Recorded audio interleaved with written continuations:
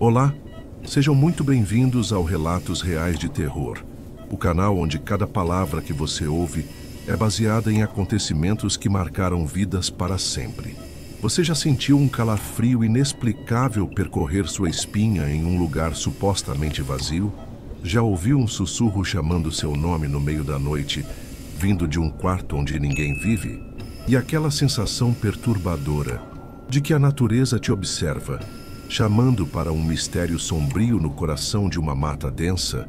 Hoje, vamos mergulhar em histórias onde hospitais silenciosos guardam segredos além da vida, onde apartamentos no centro ecoam o desespero de almas perdidas e onde a beleza da natureza esconde chamados que podem te levar para um caminho sem volta. Fique atento, porque os relatos que você vai ouvir agora vão fazer você questionar a linha tênue entre o real e o inexplicável. Relato 1. O último paciente da noite. Marta conhecia cada canto do Hospital São Lucas como a palma da sua mão. As paredes verde-água desbotadas, o cheiro constante de álcool misturado ao aroma sutil de flores do pequeno jardim interno, o rangido característico do carrinho de emergência parado no final do corredor principal. Em seus quase 10 anos como enfermeira naquele hospital de interior, havia testemunhado incontáveis nascimentos, curas surpreendentes e, inevitavelmente, a partida silenciosa de muitos. Os plantões noturnos, em particular, possuíam uma atmosfera única, um manto de quietude que cobria o hospital assim que os últimos familiares se despediam e as luzes eram progressivamente diminuídas. Naquela noite específica, a madrugada avançava preguiçosa. O relógio da parede da pequena sala de enfermagem marcava 2h57. Marta, uma mulher na casa dos 40, cabelos presos em um coque firme e um olhar cansado, mas atento, estava finalizando os últimos registros do seu turno. A caneta deslizava sobre o papel com a familiaridade de um ritual. Os outros leitos da ala estavam ocupados por pacientes em sono profundo, embalados pelo murmúrio do ar condicionado e pelos bips ocasionais dos monitores cardíacos. Tudo transcorria na habitual melancolia serena da madrugada hospitalar. De repente, o silêncio quase palpável foi rompido por um som inesperado. Passos, lentos, arrastados, ecoando no corredor deserto. Marta franziu a testa, a caneta paralisada sobre o papel. Era estranho. Extremamente estranho. Todos os pacientes da ala estavam sob sedativos leves ou em sono natural. Não havia acompanhantes autorizados a circular pelos corredores àquela hora tardia. O protocolo era claro. Após as 10 da noite, a movimentação era restrita ao pessoal de serviço e emergências. Uma ponta de apreensão começou a surgir em sua mente. Poderia ser algum médico de plantão em outra ala? Improvável, pois seus passos seriam mais firmes, mais apressados. Talvez algum paciente desorientado?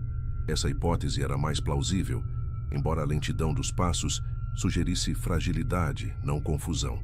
Com uma cautela instintiva, Marta largou a caneta e se levantou da cadeira.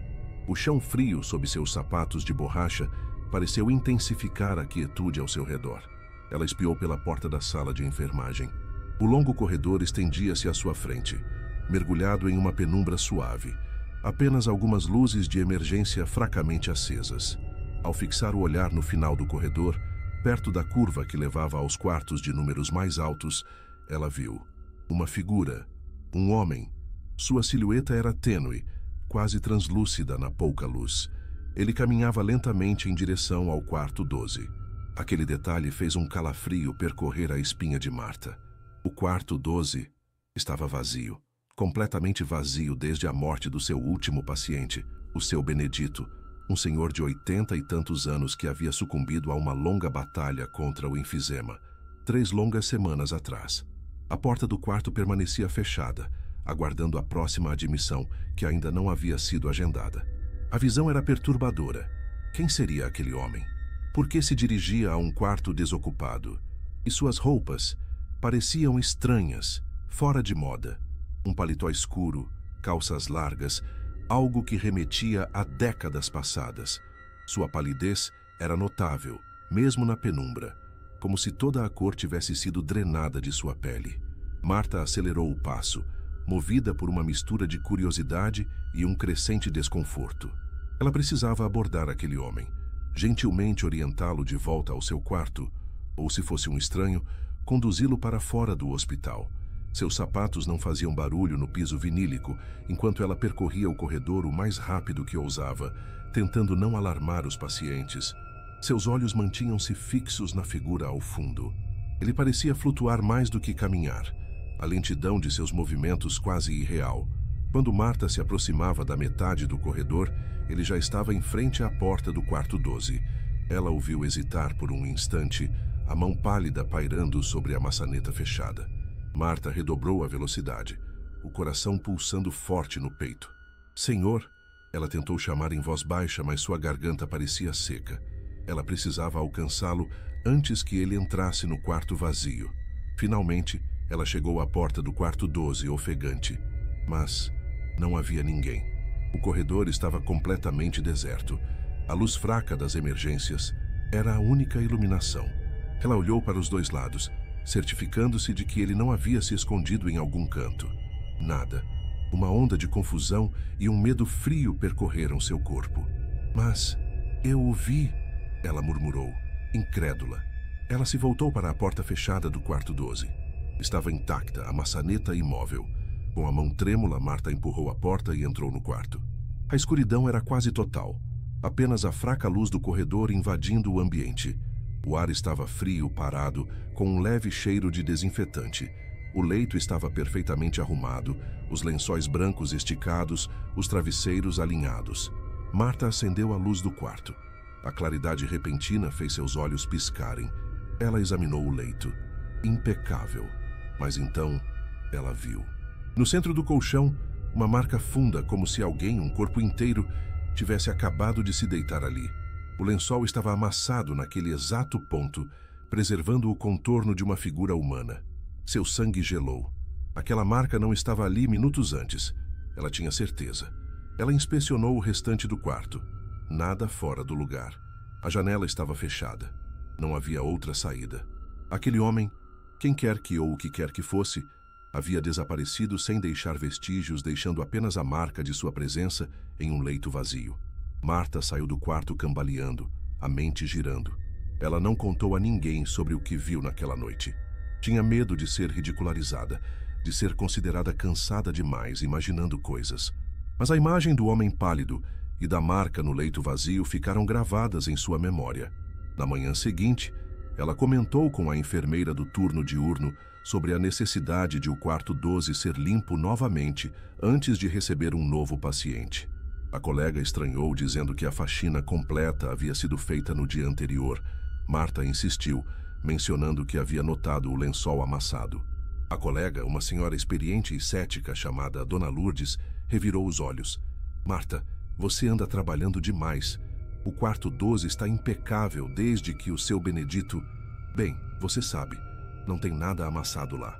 Marta preferiu não discutir, mas a dúvida a corroía. Ela sabia o que tinha visto. Ela sabia da marca no leito.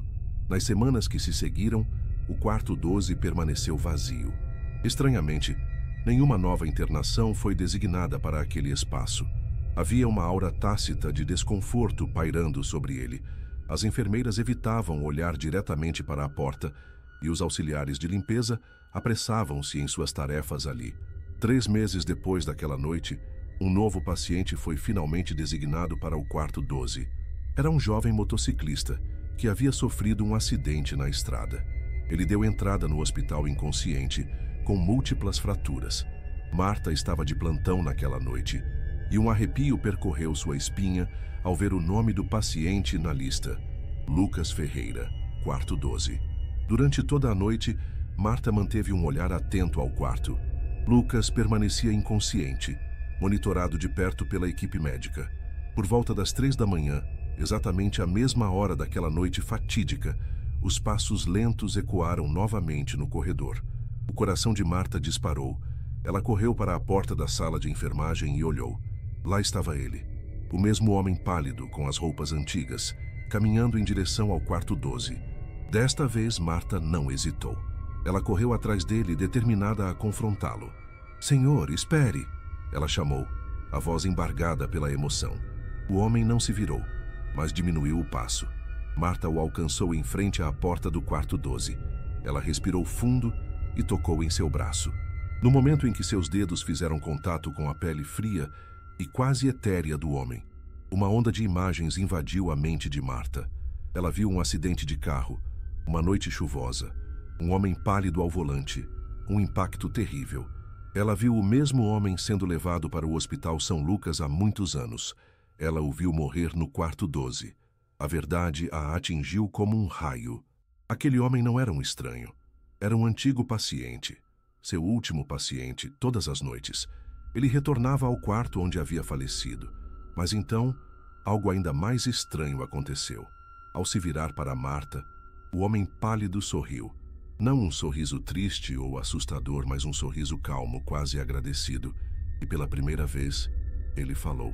Ele vai ficar bem, disse o homem, sua voz um sussurro suave como o vento. Ele apontou para o quarto 12, onde Lucas, o jovem motociclista, ainda estava inconsciente. Marta ficou paralisada, sem entender. O que? Ele quem? O homem pálido simplesmente desapareceu. Dissolveu-se no ar como fumaça, sem deixar nenhum vestígio. Marta ficou ali, em choque, olhando para a porta do quarto 12. Na manhã seguinte, Lucas Ferreira acordou. Para a surpresa de todos, ele estava bem, sem sequelas graves do acidente. Sua recuperação foi rápida e surpreendente. Marta nunca mais viu o homem pálido, mas ela nunca se esqueceu de suas palavras. Ela começou a perceber que o último paciente da noite não estava ali para assombrar. Ele estava ali para velar, para garantir que o quarto 12 não levasse mais ninguém antes da hora. E o final inusitado. Bem, alguns anos depois, Marta, já aposentada, retornou ao Hospital São Lucas para uma consulta de rotina. Enquanto esperava, viu uma jovem enfermeira, cansada e distraída, prestes a designar um novo paciente para o quarto 12. Intrigada, Marta perguntou sobre o histórico do quarto. A jovem enfermeira, com um sorriso cansado, respondeu. O quarto 12 tem uma fama estranha. Dizem que um antigo paciente costumava aparecer por lá. Mas sempre que ele aparecia, o paciente daquele quarto melhorava milagrosamente. Parece que ele era o anjo da guarda do quarto 12. Marta sorriu em paz. O último paciente da noite havia encontrado uma nova função, um propósito além da vida e da morte, ligado para sempre ao quarto que testemunhou seu fim e agora, inexplicavelmente, parecia anunciar recomeços. E Marta percebeu que o chamado da mata. João era um homem de rotina. Sua vida se resumia a turnos de 12 horas como segurança na Cimentos Itabira, uma fábrica que, ironicamente, não estava em Itabira, mas em uma área remota e esquecida nos arredores de uma pequena cidade do interior. A empresa, um complexo cinzento de galpões e chaminés, parecia um corpo estranho incrustado em uma paisagem de beleza selvagem. Para um lado, o asfalto que levava à civilização. Para o outro, uma mata densa, quase impenetrável, que se estendia por quilômetros a fio, engolindo a luz do dia e espalhando uma sombra perpétua. O turno da noite era o mais desafiador. Não por ameaças visíveis, mas pela solidão avassaladora e pelo som constante da floresta. O uivo do vento, o farfalhar das folhas, os guinchos e pios de animais noturnos, tudo se fundia em uma sinfonia que, para a mente de João, parecia um hino de alerta, um lembrete de que ele estava em território alheio. Seu companheiro de ronda era um velho rádio de comunicação, que ocasionalmente chiava com o som da central e a luz trêmula de sua lanterna, um círculo de esperança na escuridão. Naquela noite em particular, o céu estava coberto por um manto espesso de nuvens, e a lua, uma simples fatia de prata, mal conseguia furar a barreira. O ar estava pesado, abafado, com um cheiro acre de terra molhada e vegetação em decomposição. Era um cheiro que fazia a mente de João se sentir pesada, alertando-o para algo. Ele caminhava ao longo da cerca de arame farpado que delimitava a propriedade da fábrica. A cerca, mais do que uma barreira física, era uma linha simbólica entre a ordem e o caos. Foi então que ele ouviu uma voz, suave, melódica, quase um sussurro. João. Ele parou abruptamente. O som não era alto, mas era inconfundível. Era uma voz feminina, e ela havia chamado o seu nome. João girou sobre os calcanhares, a lanterna em punho, varrendo o feixe de luz pelo mato rasteiro e pelas árvores à beira da cerca. Nada. Apenas o reflexo da luz nas folhas orvalhadas. Ele checou o rádio. Apenas o chiado estático de sempre. Deve ser o cansaço, ele pensou, balançando a cabeça. É a madrugada brincando comigo. Ele retomou a ronda, mas seus passos eram mais lentos, mais cautelosos. Seu coração, geralmente calmo, agora batia com um ritmo acelerado. Poucos minutos depois, a voz veio novamente. Mais próxima desta vez, mais insistente. João, venha. O som parecia vir de trás dele.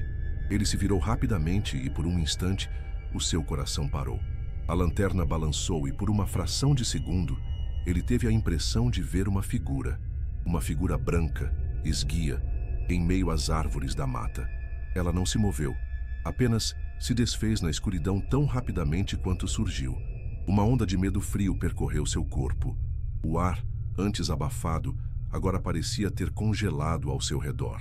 Um calafrio intenso o fez arrepiar-se, e o cheiro de terra molhada, mais forte do que nunca, invadiu seus pulmões. A voz, agora um chamado desesperado, ecoava em sua mente. João, com a lanterna tremendo em sua mão, começou a caminhar em direção ao som, à beira da mata. Uma força magnética parecia puxá-lo. Eu sou um segurança. Tenho que verificar. Ele tentou justificar, mas sabia que sua curiosidade era mais forte que o medo. Ele tinha que saber o que era aquilo. Ele seguiu o som até a borda da mata. O cheiro de terra e mofo era opressor. E lá, por um instante, ele a viu novamente. Uma figura alta, vestida com um vestido branco esvoaçante, parada entre o tronco de duas árvores. A figura parecia brilhar, uma luz fantasmagórica em meio à escuridão da mata. Ela não tinha um rosto definido, apenas um contorno pálido, e estava se movendo lentamente, como se estivesse o convidando a entrar. João sentiu o pânico subir por sua garganta. Ele não era um homem de superstições, mas aquilo não era normal. Era algo que ele nunca havia experienciado em todos os seus anos de trabalho. O medo superou a curiosidade. Ele se virou e correu. Correu de volta em direção às luzes da fábrica, para o som seguro das máquinas, para o mundo que ele conhecia. Ele correu como se sua vida dependesse disso, os batimentos cardíacos ecoando em seus ouvidos. Quando finalmente se sentiu seguro, sob o brilho opaco dos postes de luz da fábrica, ele parou para recuperar o fôlego. O peito subia e descia violentamente, e o suor frio escorria pela sua testa. Com a coragem que a distância lhe concedia, ele se virou para olhar para a mata novamente. E lá, na beira da floresta, na divisa entre o mundo dele e o dela, a figura branca estava parada, imóvel. Apenas uma silhueta pálida contra o fundo preto da noite. Ela estava lá observando-o. Ele ficou paralisado por alguns segundos. A figura se tornou nítida na sua mente. O vestido branco, a silhueta esguia, o ar frio. Ele sabia que aquilo não era um animal, nem um truque de luzes.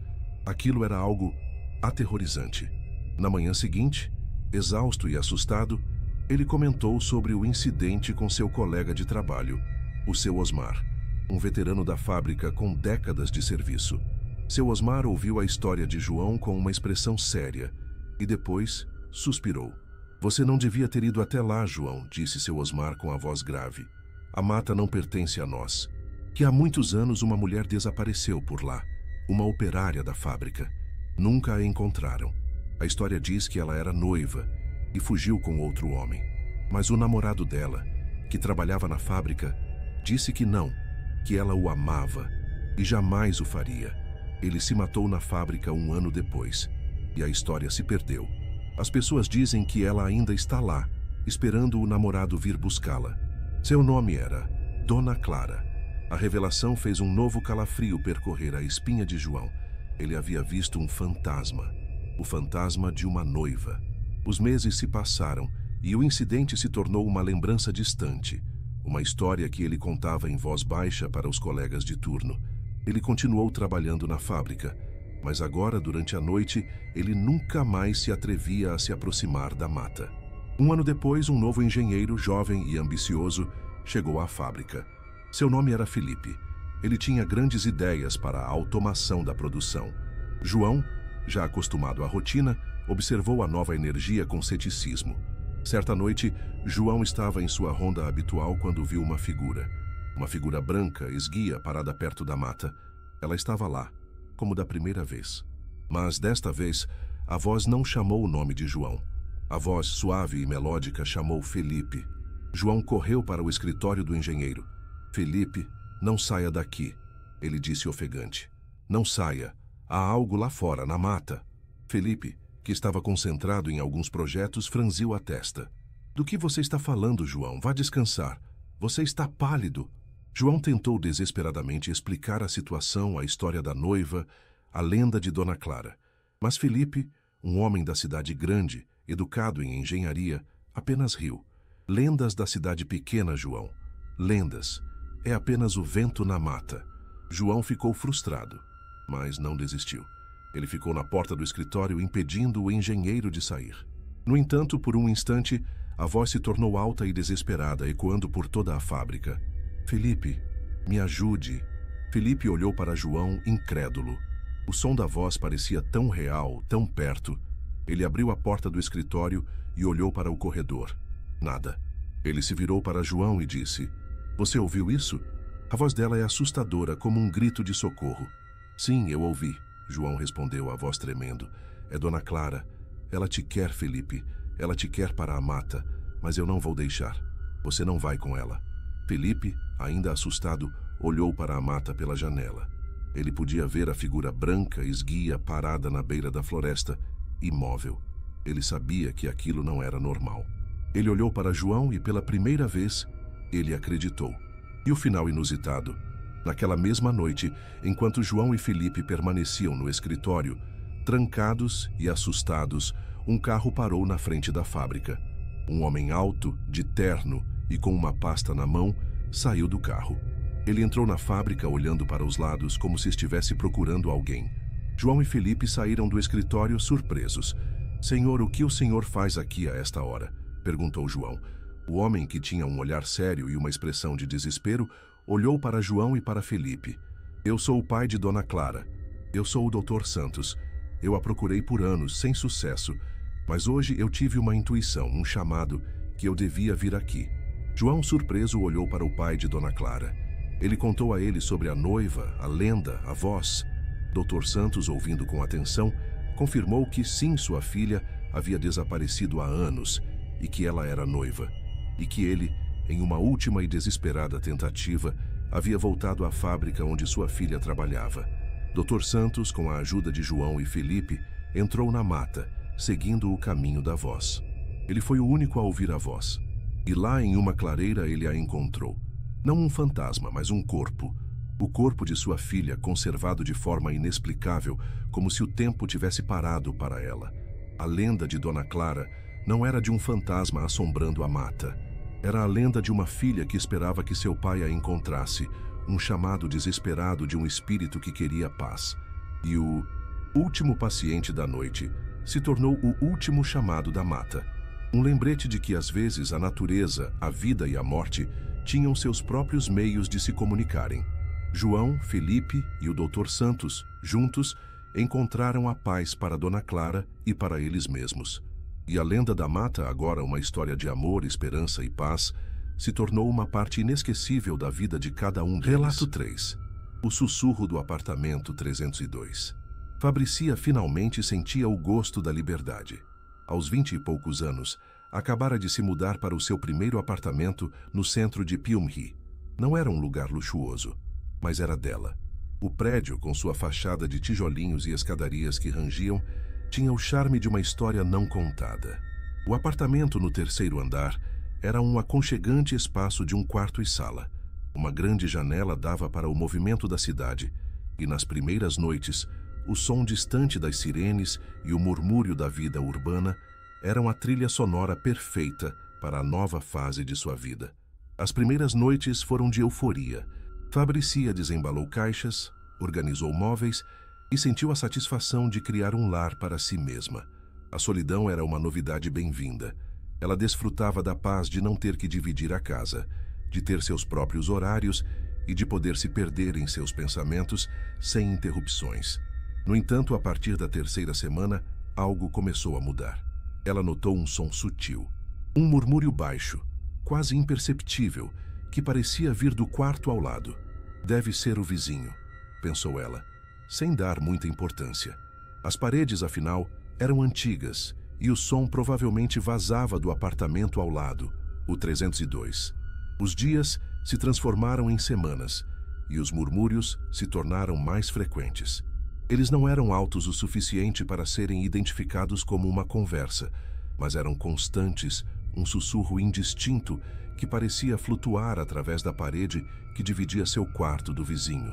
Fabrícia, por vezes, se pegava em silêncio, tentando decifrar as palavras, mas sem sucesso. Eles devem estar sempre conversando, ela concluiu, com um misto de resignação e irritação. Uma tarde, enquanto regava suas plantas na varanda, Fabrícia cruzou com o porteiro, o Sr. José, um senhor de cabelos brancos e sorriso acolhedor. Aproveitando a oportunidade, ela perguntou sobre os vizinhos do 302. Ah, o 302, ele perguntou, com um tom de voz que Fabrícia interpretou como tristeza. Está desocupado, minha filha. Já faz quase um ano que ninguém mora lá. A informação atingiu Fabrícia como um balde de água fria. Desocupado? Mas e os sussurros? O que era aquele som que ela ouvia todas as noites? Uma sensação de desconforto começou a se instalar em seu peito. Ela se forçou a pensar que era apenas a tubulação antiga do prédio ou o vento entrando por alguma fresta. No entanto, o som vinha especificamente do quarto ao lado, na parede que Fabrícia compartilhava com o apartamento 302. Aquelas noites passaram a ser diferentes. Fabrícia já não se sentia tão sozinha.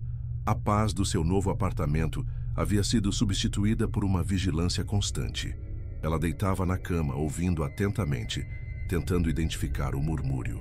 Ele estava sempre lá, uma presença fantasmagórica que parecia se intensificar quando a noite ficava mais escura.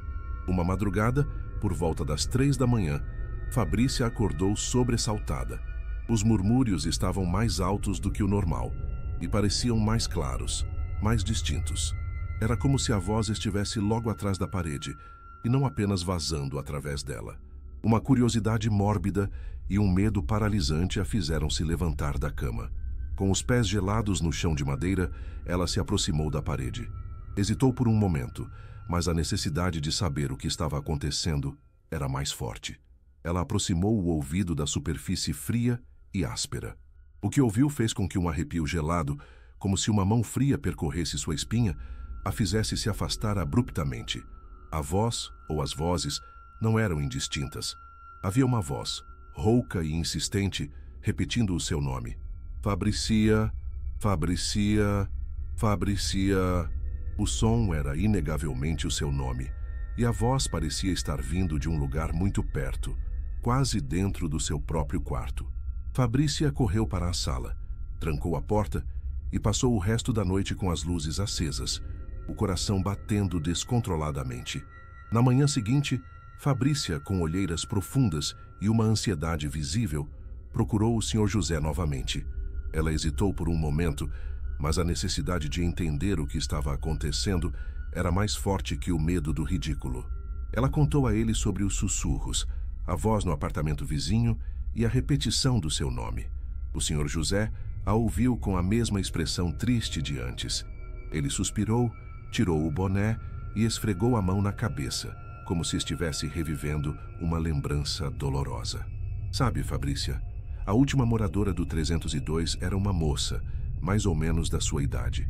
Uma boa moça, mas muito sozinha. Um dia, o namorado dela a deixou, e ela entrou em uma depressão profunda. Ela tirou a própria vida no quarto, o mesmo quarto que você divide a parede. A história diz que, nos últimos dias, ela se fechou, e os vizinhos a ouviam falar sozinha, repetindo um nome repetidas vezes, com uma voz rouca e insistente. O nome da melhor amiga que ela havia perdido. E qual era o nome dela? Perguntou Fabrícia, com a voz baixa e trêmula. Fabrícia. O nome dela também era Fabrícia. O mundo de Fabrícia desabou. As vozes na parede não eram de um fantasma assombrando um quarto. As vozes eram da Fabrícia, que estava morta, chamando a Fabrícia, que estava viva. No entanto, O final inusitado da história não era sobre um fantasma que perseguia uma garota com o mesmo nome. Fabrícia, aterrorizada, começou a empacotar suas coisas. Ela não podia mais morar naquele lugar. A presença da outra Fabrícia era muito forte, muito real. Ela precisava fugir, começar de novo, em um lugar onde o seu nome não fosse um eco da morte. Mas na noite anterior à sua partida, enquanto ela fechava a última mala, a voz veio de novo. Mas desta vez, a voz não era um sussurro, era um grito desesperado de pavor e pânico. Fabrícia, não vá! Ele está vindo! Ele está vindo! Fabrícia paralisou. A voz da outra Fabrícia, a morta, estava gritando com ela. Quem estava vindo? Ela se levantou assustada e olhou pela janela. A rua estava vazia, iluminada pelas luzes da cidade. Não havia ninguém. A voz continuou. Ele está vindo! O namorado dela, ele a matou. Ela não se matou, ele a matou. E ele vai te encontrar. Ele vai te encontrar e te matar. Fabrícia correu para a porta, tremendo. Ela não sabia o que fazer. Mas então, ela ouviu algo. Um som familiar. Um carro parando no estacionamento do prédio. Um som que a fez suar frio. Era o som do carro do seu namorado, que havia prometido visitá-la naquela noite. Ele tinha as chaves do apartamento dela. Ele iria abrir a porta e entrar. E então, ela se lembrou. O nome do namorado da Fabrícia morta. O nome do homem que a matou. O porteiro havia mencionado o nome em um dos seus relatos. O nome era o mesmo nome do namorado de Fabrícia. E enquanto ela ouvia o barulho da chave girando na fechadura, ela soube. O sussurro do apartamento 302 não era um fantasma chamando o seu nome. Era a Fabrícia morta a avisando de um perigo iminente. Era a Fabrícia morta tentando salvá-la do mesmo destino que ela teve. E o final inusitado, a morte da outra Fabrícia não foi um suicídio, foi um assassinato. E o assassino, anos depois, havia voltado. E ele estava na porta de Fabrícia, pronta para mais uma vítima. Obrigado por nos acompanhar. Para mais histórias que dão arrepios, inscreva-se no canal Relatos Reais de Terror e ative as notificações. Compartilhe com amigos e deixe seu relato nos comentários. Ele pode ser o próximo vídeo.